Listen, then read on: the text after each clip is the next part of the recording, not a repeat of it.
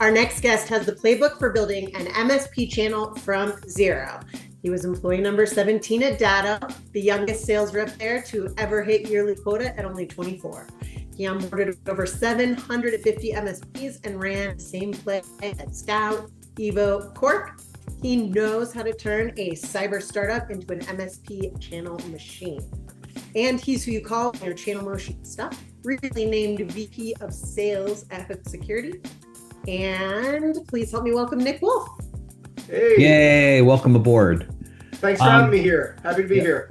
Got you here. Now, we need to do another show about everything in your background from I think it was Roadrunner, Wile E. Coyote. I'm sure, we've got some Mortal Kombat action, but we don't have time today for that. We're going to ask you our patented questions that AI told us to ask you. And then if we have another time for another show, we'll ask you about your red R2D2. Is that okay? All righty. I love it. Let's dive into it. So first question we like to ask is, what is your mantra or phrase that you live by as a leader? So it's a phrase that I've been going with for the last 15 years now, and that's got to be Rome wasn't built in a day, but they were laying bricks every hour. That is really an insightful mantra, Nick, because while Rome wasn't built in a day, laying bricks every hour, you have to be taking action, right? And so speaking of taking action, this is a new big action for you to go to Hook. Tell me what's something that makes Hook special. Yeah, when it comes to Hook, they actually get it when it comes to, the managed services space. Everything that they do is with MSPs in mind, from their portal to their pricing to the security awareness content that they're generating to the way that the phishing simulation does reporting and reports back to the MSPs and their clients. For me, joining an organization, there has to be a culture fit. And with me and my history, I'm all in on managed service providers. So if they're not talking the language that MSPs want to hear and want to follow, that's not a fit for me. But when I was working with Hook very early on, it's clear that they were speaking the same messages that I wanted to be delivering. What would you say executives are massively underestimating right now? Yeah, it's really got to be AI, right? You can't go anywhere without AI, and it's really not about replacing your employees, but it's about augmenting your employees and making sure that your employees have the right tools to be efficient and scale with their job. Going back to my mantra of Rome wasn't built in a day, what AI is going to do for the future, it's going to help your employees build that road and lay that brick more efficiently, as opposed to having to do a lot of things manually. What's one thing that you feel like people should stop doing immediately if they want to succeed in the next decade? Yeah, so for something that I educate people on is really stop being sales reps. And I'm the VP of sales. I know this is going to sound crazy, but stop being sales reps and start being subject matter experts for your clients. Really intimately know their business, their past, their present, their future, what they're looking to accomplish. That's something that I really learned a bunch during the early years of Datto. Is they flat out told us, even though your business card says sales rep, stop being sales rep for your customers. Instead, be subject matter experts. Every time you pick up the phone and you dial your book of business or you email your customer, don't just dial them or email them or contact them to place an order to book the deal, because that's only helping you hit your quota.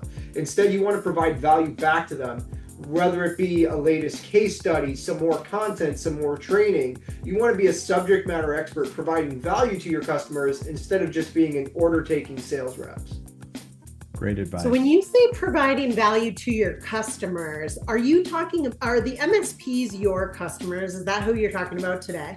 Yeah, for my career and my standpoint, my customers are managed service providers, MSPs, and I want to help them be as powerful as they can and provide as much value as they can downstream to their end clients.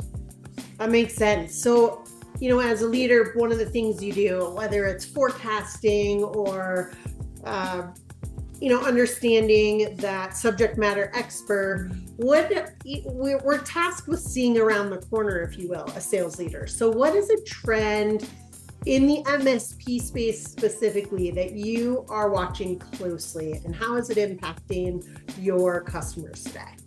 Yeah, right. It's definitely got to be AI. You pretty much can't go anywhere without AI. AI isn't, in my mind, it's not necessarily designed to replace your job, replace an MSP. It's really designed to augment and enhance them. Again, instead of having a rep out there or an MSP out there spending 2 hours to lay bricks and build that road, right? Because Rome wasn't built in a day. We want to replace that 2-hour process with a 2-second process because AI is going to be helping us on that journey. Excellent, excellent. Now, when you say AI, I just as a follow-up question to that, and then I'll turn it back over to Matt to ask a question. What are you guys doing with AI in relationship to MSPs today? Yeah, right. So we're doing a lot of AI learning, right? Especially around our security awareness training. That way we're protecting the users that they're not getting tricked by AI, right? Because AI is a blessing and a curse. The good guys use AI to make your lives more efficient and all the things that AI does from a good perspective. But AI is also used by the bad guys. So that means you're getting deepfake attacks, you're getting voicemail phishing attacks, you're getting better looking phishing emails, right? So we want to make sure that the users are trained from both sides of the fence on AI. Examples of where AI can be helpful and examples of where AI can also be hurtful, and types of AI attacks that you should be trained against and not fall victim to. Got it. You talk about AI and everybody's got their eye on it and they want to grow.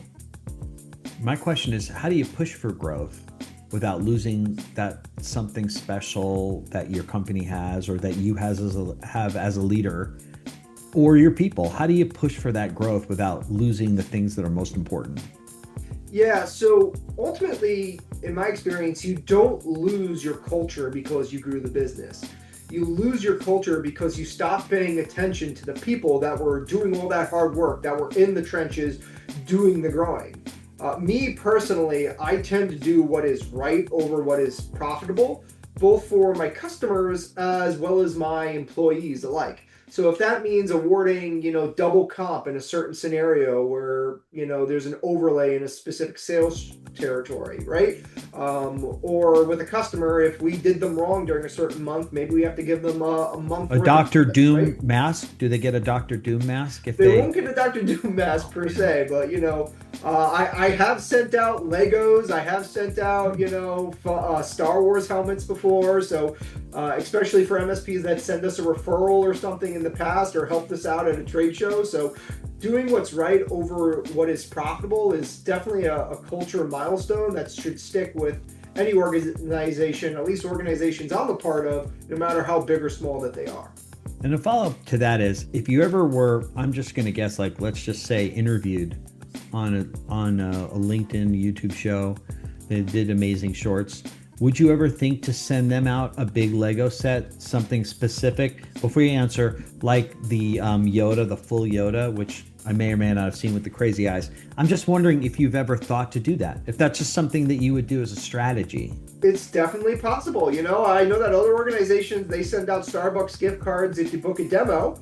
Maybe we have to up that offer, right? Send out a very nice, as long as it's not Minas Tirith, the latest Lego set from Lord of the Rings that cost $650. No, I wouldn't want that. But if they did do like a short from the interview and then, I don't know, maybe the Millennium Falcon, a small Lego set. The point is, it's in the realm of possibility. It's in the realm of possibilities, absolutely. Interesting. Oh my gosh, man. All right, go ahead, Cass. Ask a better question.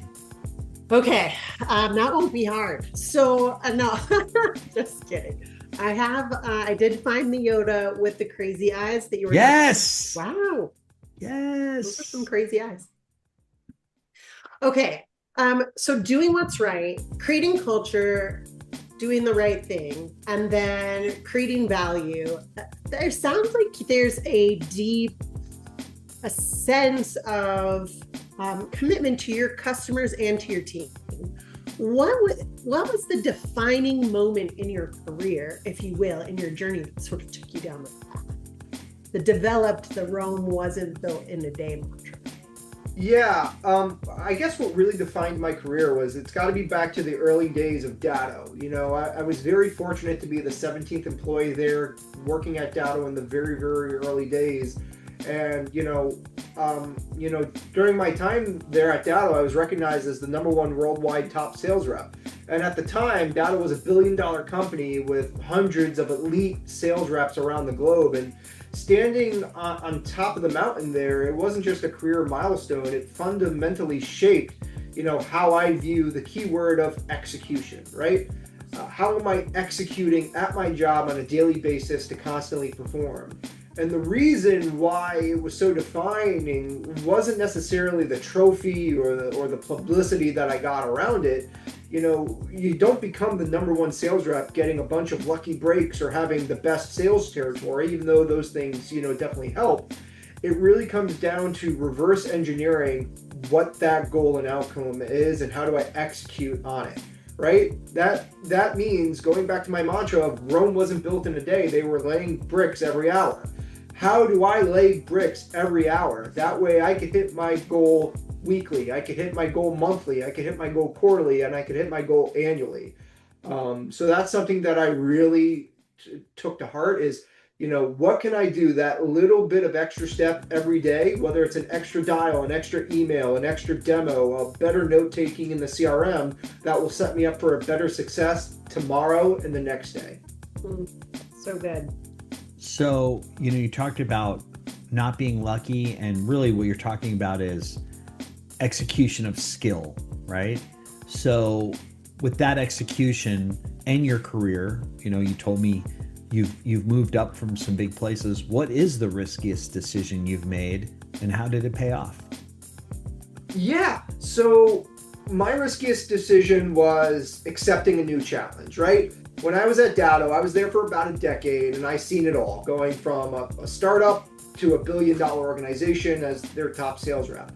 And I started to think to myself, am I a one-hit wonder? Am I just good at selling Datto and that's the only thing I'm ever going to be good at doing is just selling Datto? Or was I truly a good sales professional that could sell anything? So eventually I took the leap, I took the risk, and despite being the top rep at Datto at the time and on my A game, I joined a completely new organization, a startup. I was their 12th employee from scratch called Scout Cybersecurity, which was an XDR vendor for MSPs.